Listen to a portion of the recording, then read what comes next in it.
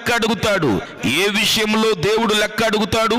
శరీరంతో జరిగించిన కార్యాలను బట్టి దేవుడు లెక్క అడుగుతాడు. తాను జరిగించిన క్రియల చొప్పున, అవి మంచివైనను సరే చెడ్డవైనను సరే, దేహంతో జరిగించిన వాటి ఫలమును ప్రతి వాడును పొందునట్లు మనమందరమును క్రీస్తు న్యాయపీఠం ఎదుట ప్రత్యక్షము కావాలను. మనం మాట్లాడే మాటకు లెక్క చెప్పాలి.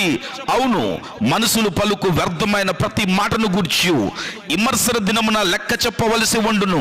అలాగే దేవుడు మనకిచ్చిన తలాంతులను బట్టి దేవుడు లెక్క అడుగుతాడు. బహుకాలమైన తర్వాత ఆ దాసుడు యజమానుడు వచ్చి వారి యొద్ద లెక్క చూచుకొనెను. ప్రతి వానికి వ్యక్తిగత జీవితమును గూర్చి దేవునికి లెక్క చెప్పవలసి ఉంటుంది. యవనుడా, నీ యవన కాలమందు సంతోషపడుము. నీ యవన కాలమందు నీ హృదయము సంతుష్టిగా ఉండనిమ్ము. నీ కోరిక